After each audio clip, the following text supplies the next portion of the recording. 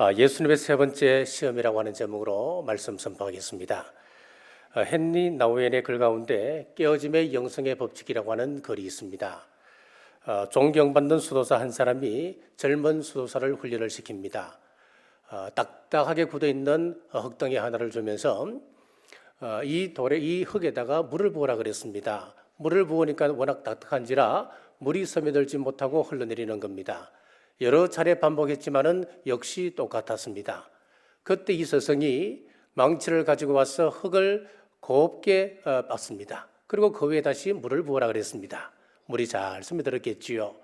그때 이 스승이 웃으면서 하는 이야기가 여기에다가 씨앗을 심고 물을 주면 꽃이 피고 열매를 맺게 될 거야 라고 했습니다. 그렇습니다. 깨어짐의 영성의 법칙이라 말하는 것은 내가 깨어지고 부서질 때에 거기에 하나님의 말씀이 들어가고 말씀이 꽃을 피우고 열매를 맺게 된다고 하는 원리입니다. 하나님께서 나를 망치로 부수듯이 경제적으로 혹 인간관계 문제로 또 건강의 문제로 아프게 할 때가 있습니다. 나를 아름다운 밭으로 경작하기 위한 하나님의 손보심을 믿으시길 간절히 바랍니다. 자, 그런데 베드로후서 3장 5절에 보면은 이는 하늘이 옛적부터 있는 것과 땅이 물에서 나와 물로 성립된 것도 하나님의 말씀으로 된 것을 그들이 일부러 잊으려 함이로다. 하나님을 거역하는 사람들이 있다는 겁니다. 하나님의 말씀이 들어오고 하나님의 섭림을 뻔히 알면서도 그것이 나에게 당장 유익이 되지 아니하면 고개를 돌려버린다고 하는 것입니다.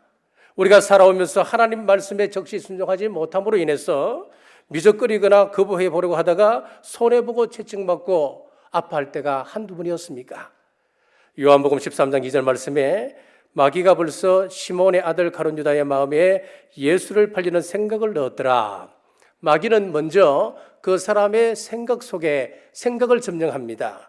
그리고 우리 생각을 정복한 이후에 끊임없이 타협을 요구한다고 하는 이야기입니다. 물론 우리가 세상 살 때에 성공적인 삶을 살려면 양보하고 타협하며 살아야 됩니다. 그러나 하나님을 섬기는 일에 있어서는 양보와 타협은 없는 겁니다. 예수님의 세 번째 시험, 첫째 시험의 내용입니다. 본문 8절에서 9절 말씀입니다. 마귀가 또 그를 데리고 지극히 높은 산으로 가서 천하 만국과 그 영광을 보여 이르되 만일 내게 엎드려 경배하면 이 모든 것을 내게 주리라. 이 시험은 경배의 문제를 가지고 있습니다. 누구를 경배할 것인가? 누구를 섬겨야 복을 받을 것인가? 나에게 경배하면 천하 만국의 영광을 주리라 라고 하는 사탄의 유혹에 아담은 넘어가서 하나님께서 그에게 부여해 주셨던 왕권을 그는 잃어버렸습니다. 하여 우리 예수님은 아담이 잃어버렸던 왕권을 찾기 위하여 이 땅에 오셨습니다. 왕권을 찾는 방법은 십자가를 지심으로 찾아가는 겁니다. 그런데 이 마귀는 그 고통스러운 십자가 질 이유가 뭐가 있느냐? 나에게 절 한 번만 하면은 이 모든 영광을 너에게 줄 텐데 라고 타협을 합니다. 경배, 즉 예배의 문제는 아담 이후로부터 지금까지 지속적으로 오는 시험입니다. 출애굽기 31장 12절 말씀에 너는 이스라엘 자손에게 말하여 이르기를 너희는 나의 안식일을 지키라. 이는 나와 너희 사이에 너희 대대의 표징이니 나는 너희를 거룩하게 하는 여호와인 줄 너희가 알게 함이라. 안식일을 지키는 것, 즉 예배를 지키는 것을 보고 하나님과 우리 사이의 관계를 확인하는 표징으로 삼겠다라고 말씀하셨습니다. 표징이라고 하는 말은 사인입니다. 신호를 이야기합니다. 우리가 살면서 이 신호라고 하는 것은 굉장히 중요합니다. 차를 몰고 갈 때 신호등에서 빨간불이 켜지면 멈추라고 하는 사인 아니겠습니까? 그런데 그것을 무시하고 그대로 나아가다가는 큰 사고를 당하기 일쑤입니다. 마찬가지로 하나님과 우리 사이의 관계 유지를 위해서 안식일을 지키는 것을 사인으로 삼겠다라고 했습니다. 주일을 구별하여 지키는 것은 시간에 대한 깃대를 꽂는 것과 똑같습니다. 하나님, 이날은 주님의 날입니다. 고백하는 것입니다. 그럼 그때부터 모든 시간은 하나님의 시간입니다. 그때 우리가 행하는 모든 일들은 하나님의 일이 됩니다. 하나님의 것이기 때문에 하나님 책임져 주십니다. 그러므로 주일이 무너지고 예배가 무너지면 하나님으로부터 오는 복은 없는 겁니다. 그럼 안식일은 어떻게 지켜야 합니까? 거룩하게 지키라 그랬습니다. 거룩이라고 하는 말의 뜻은 구별이라고 하는 말입니다. 성도라고 하는 말은 구별된 사람 그런 뜻을 가지고 있습니다.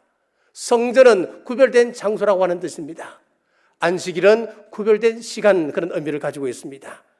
구별된 공간과 구별된 시간이 없으면 주일에 등산 가는 것 보통으로 생각합니다. 주일에 한 번뿐인가? 다음 날 와서 열심히 예배하면 되지. 꼭 예배가 교회만 와서 예배 드릴 수 있냐? 하나님은 교회뿐만 아니고 천하 만물 모든 곳에 깃들여 있는 것이 우리 하나님이신데 오늘은 산에 가서 예배 드리면 되지. 이런 사람은 구별을 모르기 때문에 하는 소리입니다. 이건 변명입니다. 정말 예배할 수 없는 환경에 처한 사람도 있습니다. 이슬람 사회에서 예배 드린다고 하는 것, 북한의 공산주의 사회에서 예배 드린다고 하는 것 목숨을 내놓아야 합니다. 또 아픔으로 인하여 건강 문제로 인하여 예배하고 싶지만 못 드리는 환경이 있을 수 있습니다. 자, 이런 것이 아니라면 우리 성도들은 구별된 시간, 구별된 장소, 교회가 있어야 됩니다. 이것 없으면 하나님으로부터 오는 복은 없습니다. 자, 미국 서부 개척 당시 캘리포니아에서 엄청난 사금이 채취된다고 하는 소문이 퍼졌습니다. 그리하여 동부에 사는 백인들이 너나 할 것 없이 서부로 이주를 했습니다. 남들보다 좋은 땅을 차지하기 위하여서 잠시도 쉬지 않고 달리고 또 달렸습니다. 그 가운데 신실한 신앙인이 있었습니다. 그 가정도 열심히 서부를 향하여 뛰어가고 또 달려갔습니다. 자, 그런데 주일이 될 때는 어김없이 그 자리에 멈춰서서 온 가족이 하나님 앞에 예배드리고 가족과 또 짐승도 함께 안식을 취했습니다.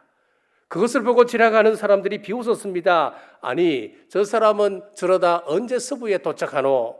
아마도 저 가족이 서부에 도착했을 쯤에는 이미 도착한 사람들이 좋은 땅을 선점하고 버려진 땅, 쓸모없는 땅을 차지하지 않겠어?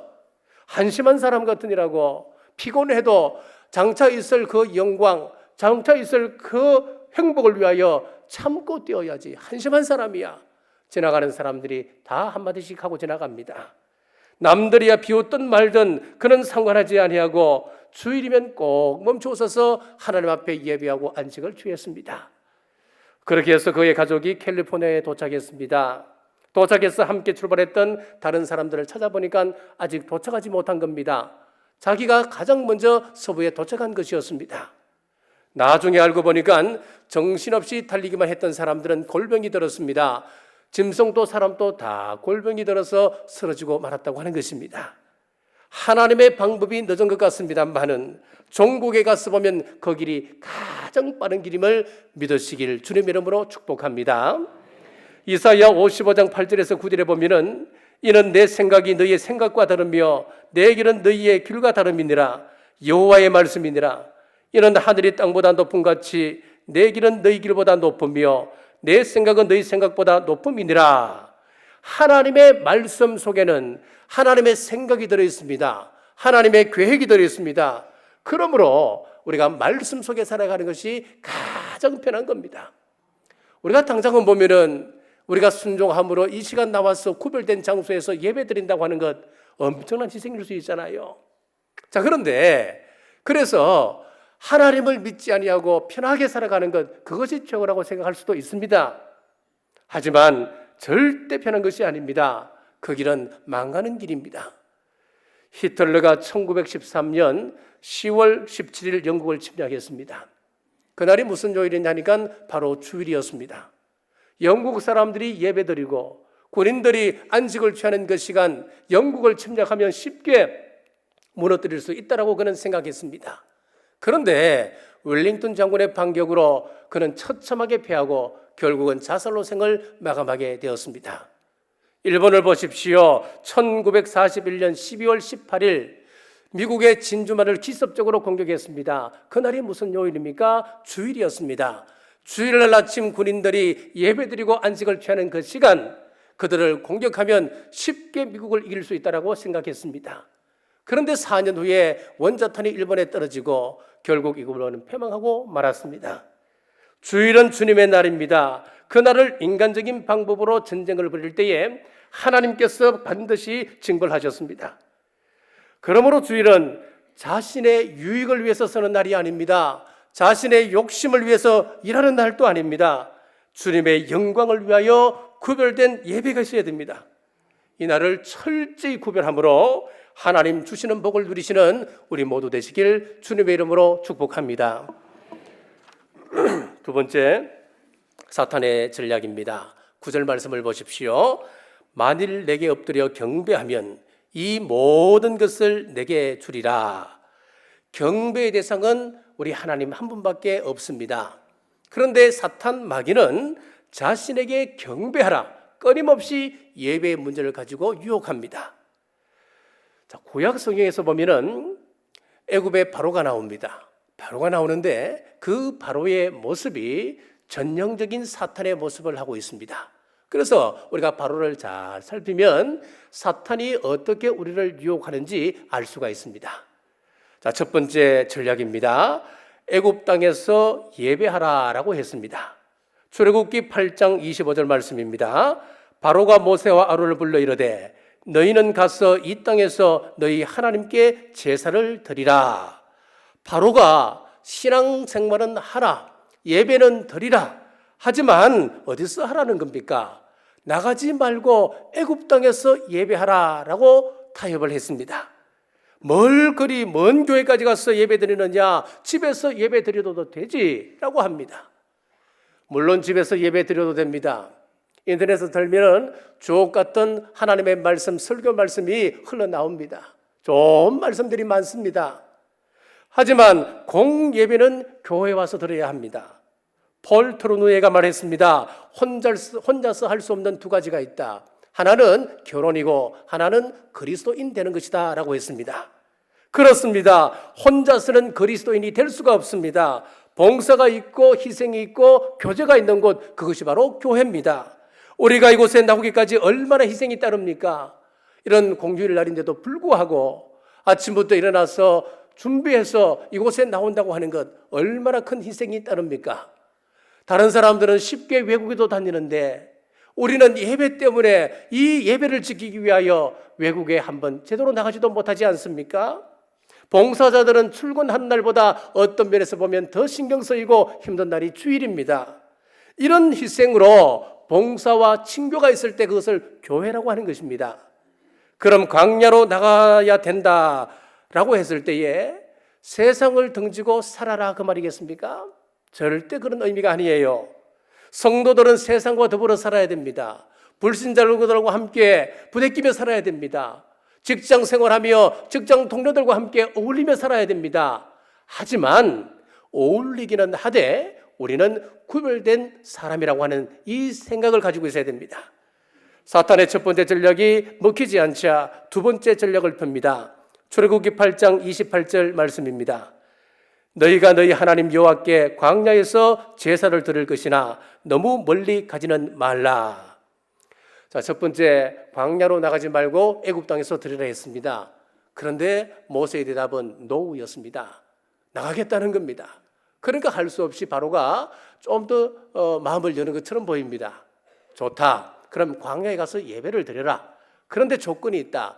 너무 멀리 가지는 말라라고 이야기했습니다. 예수님을 믿어라. 그러나 너무 유별나게 믿지는 말아라. 신앙생활 한다고 하루아침에 담배 끊고 술 끊고 하루아침에 주일날 가게 문 닫고 제사 집어치워서 평안하던 집안에 평지풍파 일으키지 말고 좀 교양 있게 믿자. 같이 살아야 할 것 아니야. 적당히 해라라고 이야기합니다. 에스겔 47장에 보면은 우리 네 가지 신앙의 유형에 대해서 말씀을 하고 있습니다. 첫 번째는 발목만 은혜의 강에 담그고 살아가는 사람들이 있었습니다. 이 사람은 은혜의 세계를 전혀 모르는 사람입니다.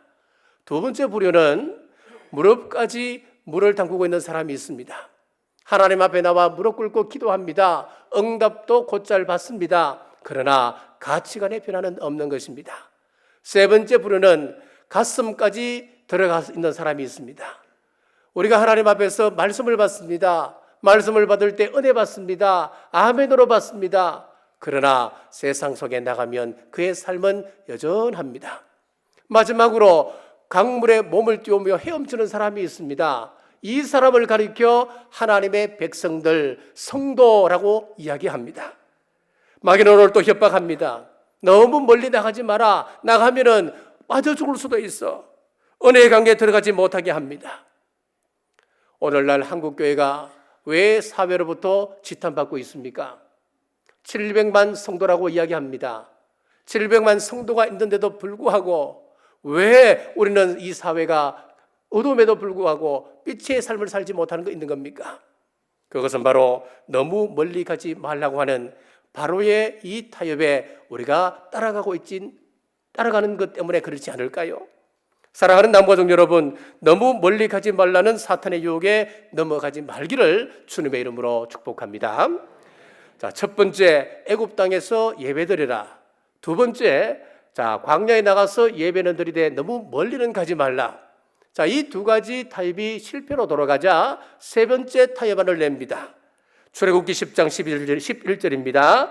너희 장정만 가서 여호와를 섬기라. 아이들은 여기 두고 장정만 나가서 예배드리라는 겁니다. 믿으려면 너나 열심히 믿지 자식들은 안 된다는 겁니다. 요즘 우리 자녀들이 얼마나 힘듭니까? 스카이캐슬 보셨지요? 정말 힘듭니다. 자, 그 아이들이 정말 이렇게 공부에 몰두해야 정말 스카이에 갈 수 있는 거지요. 그러니까 이 아이들 공부해야 되는데 교회는 무슨 교회냐? 교회는 다 승부하고 난 다음에 가도 되느니라. 우리는 우리 자녀들에게 하나님 존경하는 법을 가르쳐야 됩니다. 이것은 자녀들의 신앙 개성 문제입니다. 여러분의 자녀들 신앙생활 제대로 하고 있습니까? 자기들 알아서 하겠지 그렇게 말하지 마십시오. 객지에 나가서 공부하는 우리 자녀들이 있습니다. 직장을 따라서 나가는 있는 자녀들이 있습니다. 꼭 매주마다 전화하셔서 오늘 예배 드리는지 꼭 확인하십시오. 바로가 아이들은 데리고 가지 말고 어른들만 나가서 제사 드리라 그랬듯이 사탄의 전략은 교회에서 우리 자녀들이 떠나게 만드는 것입니다. 오늘날 교회들마다 다음 세대가 걱정이라고 이야기합니다. 유치부가 없는 교회가 89%입니다. 교회 학교가 없는 교회가 50%를 넘어섰습니다. 이 땅에 기독교가 사라질 것처럼 보였습니다만은 그래도 지금 과거의 그 영광을 회복하고 여기저기에 꺼져가는 희망을 살리고자 하는 교회들이 새롭게 교회학교 부흥을 위하여 기도하고 준비하고 있습니다. 사랑하는 여러분, 우리 자녀들에게 믿음을 잘 개성시켜서 하나님의 약속의 복을 수천 대까지 전하는 믿음의 명문 가문 되시길 주님의 이름으로 축복합니다. 세 번째 타협까지 실패한 사탄은 네 번째 전략을 가지고 나옵니다. 양과 소는 두고 다 나가라 그랬습니다. 이제 사람들은 다 나가라는 거예요. 그런데 조건이 있다는 거지요. 양과 염소는 두고 나가라 그랬습니다. 이것은 무슨 의미겠습니까? 물질이 하나님을 위하여 사용되어지는 것, 그건 막아보겠다는 이야기입니다.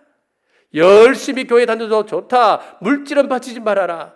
살아가자면 물질이 가장 필요하지 않느냐? 돈이 최고지 않느냐? 여기에 넘어진 많은 그리스도인들이 물질 때문에 신앙이 주는 기쁨과 행복과 축복을 상실하고 살아갑니다. 그래서 헌금 이야기가 나오면 시험 들어서 교회를 떠나느니 마느니, 교회에서 건축한다 그러면은 내가 여기 남아 있으면 얼마라도 해야 되는데 마음의 문을 닫아버리는 거예요. 저는 우리 교회를 생각할 때 참 감사한 것이 많습니다.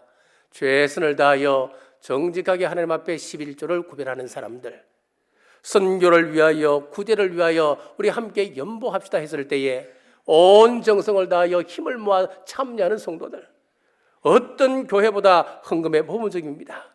사랑하는 여러분, 하나님을 섬기는 데 있어서 내가 하나님 앞에 헌금했다고 물질적으로 손해본 적이 있습니까? 온전한 11조를 드려보십시오. 하나님 사역에 힘에 넘치도록 헌신해 보십시오. 우리 주님께서는 반드시 보상하신다 약속하고 있습니다. 누가복음 18장 29절에서 30절 말씀해 보면은 이러시되 내가 진실로 너희에게 이르노니 하나님의 나라를 위하여 집이나 아내나 형제나 부모나 자녀를 버린 자는 현세에 여러 배를 받고 내세에 영생을 받지 못한 자가 없느니라. 이 땅에서도 몇 배의 보상을 해주신다 우리 주님께서 약속하고 계십니다. 우리 주님의 세 번째 시험, 셋째 해결 열쇠입니다. 본문 10절 말씀입니다. 이에 예수께서 말씀하시되 사탄아 물러가라 기록되었으되 주 너희 하나님께 경배하고 다만 그를 섬기라 하였느니라. 아멘. 자, 우리 주님은 그 큰 시험 앞에 온전히 아버지 되신 하나님만 바라보았습니다. 말씀으로 그는 승리했습니다. 우리 또한 수없는 시험이 오고 또 우리 또한 그 시험 앞에 마음 아파할 때가 있습니다. 그때 우리 주님처럼 우리 하나님만 바라보시기를 간절히 바랍니다. 히브리서 12장 2절 말씀에 믿음의 주요 또 온전케 하시는 이인 예수를 바라보자라고 했습니다. 세계적으로 아라비아 명마는 굉장히 유명합니다. 수천 마리 말 중에 그 가운데 뛰어난 말 100마리를 선별을 했습니다. 그리고 훈련을 시켰습니다. 훈련을 시키고 며칠 동안 아무것도 먹이지 않습니다. 얼마나 배가 고프겠습니까? 얼마나 갈증나겠습니까? 이제 문을 열어주면은 갈증난 그 말들이 일제히 냇가를 향하여 달리기 시작하는 겁니다. 냇가에 도착하여 물을 마시려고 하는 그 순간 돌아오라라고 하는 신호인 그 피리 소리를 삑 하고 불면은 그 소리를 듣고 먹으려고 하는 것을 멈추고 돌아왔던 말이 몇 마리냐? 100마리 중에 4마리였다고 그럽니다. 그 4마리를 품종 개량하여서 만든 말이 바로 아라비아 명마입니다. 명마라고 하는 것은 잘 뛰는 것이 명마가 아닙니다. 주인의 소리를 듣고 그 소리 앞에 순종할 줄 아는 말이 명마입니다. 여러분들은 지금 누구를 바라보고 누구의 음성에 귀 기울이고 있습니까? 우리 주님 말씀에 귀 기울여 순종하시길 주님의 이름으로 축복합니다. 사랑하는 여러분, 하나님께서 나를 망치로 부시듯이 경제적으로 어려움을 주십니까? 혹 대인관계 속에서 어려움을 당합니까? 혹 건강의 문제로 아픔이 옵니까? 그때 사탄과 타협하지 마시길 바랍니다. 나를 아름다운 밭으로 경작하기 위한 하나님의 섭리 가운데 있음을 믿으시고 사탄의 시험 앞에 하나님만 바라보셨던 우리 예수님처럼 우리 또한 예수님 바라보며 시험을 넉넉히 이기고 예배로 승리하는 우리 남북의 온 권속들 되시길 주님의 이름으로 축복합니다. 기도하겠습니다. 아버지 하나님, 예수님의 세 번째 시험을 통하여 귀한 깨달음 주심을 감사합니다. 사탄은 경배의 문제를 가지고 시험합니다. 멀리 가지 말라, 아이는 안 된다, 장정만 가라, 물질은 안 된다, 교묘하게 우리의 마음을 흔들어 놓습니다. 그때 마귀의 유혹임을 알고 언약의 말씀 의지하여 순종함으로 우리 주님 바라보게 하여 주옵소서.